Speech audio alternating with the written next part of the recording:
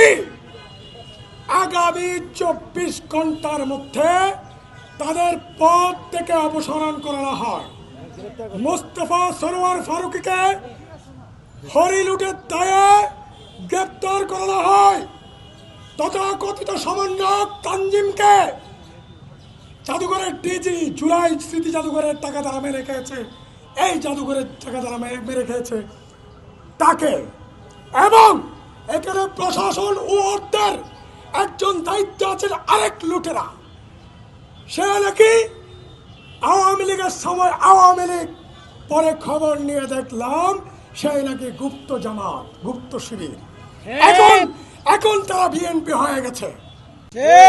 তথাকথিত সমন্বয়ক, যাকে কখনো কোথাও সমন্বয়কের ভূমিকায় দেখা যায়নি, সেই মুস্তফা সরোয়ার ফারুকী এইখানে জাদু করে একটা ল্যাংটা ফোলা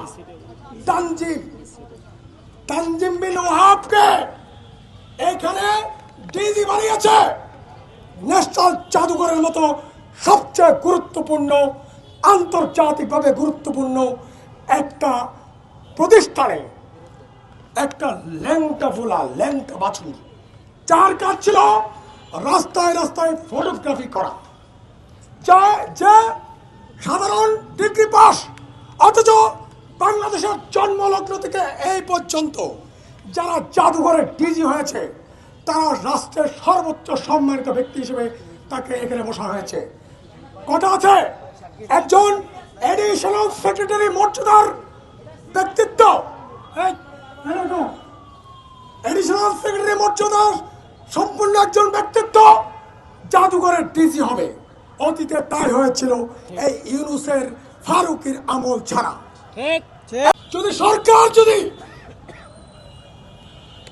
দোষরদের কাছ থেকে, সরকার যদি দুর্নীতিবাজ লুটেরাদের কাছ থেকে ক্ষমতা কেড়ে না নেয়, তাদের নিষেধাজ্ঞা না দেয়, গ্রেপ্তার না করে, এই ঢাকা বিশ্ববিদ্যালয় অঞ্চলে জাদুঘরকে কেন্দ্র করে যদি আমার জুলাই আন্দোলনের বিভিন্ন রাজনৈতিক নেতাকর্মীরা, জুলাই আন্দোলনের শহীদ পরিবার, জুলাই আন্দোলনের আহত সহযোদ্ধারা যদি কোনো ঘটনা ঘটায়, এর দায় দায়িত্ব কিন্তু আমরা নিব না। এই কুলাঙ্গারদেরকে আর এই মোস্তফা সরোয়ার ফারুকী, তাকে কে নিয়োগ দিছে জানেন? তাকে কে নিয়োগ দিছে? তাকে নিয়োগ দিছে এই জুলাইয়ের অন্যতম কুক্ষিগতকারী, এই জুলাইয়ের আরেক কুক্ষিগতকারী সন্ত্রাস আসিফ নজরুল। এই আসিফ নজরুল, এই আইন উপদেষ্টা সাবেক, সে হচ্ছে সবচেয়ে বড় জুলাইয়ের কুক্ষিগতকারী। তার নেতৃত্বে এই মোস্তফা সরোয়ার ফারুকী থেকে শুরু করে তাদের একটা আলাদা গং তৈরি করছে। এই নেতৃত্বগুলো আসছে ওই আসিফ নজরুল নামের প্রতিষ্ঠান থেকে, ওই গং থেকে এই নেতৃত্বগুলো আসছে।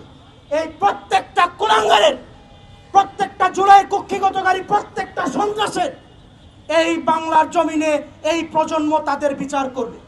তাদের বিচার না হওয়া পর্যন্ত প্রত্যেকে, আমরা এখানে যারা আছি এখানে প্রত্যেকে সংগঠকদের দেখছেন, সংগঠকের ভক্তদের দেখেন না। এখন আমরা জাস্ট এই যে ব্যানারটা চুরি করছেন, এটা কইরা আপনার কপাল আরো পড়ছে।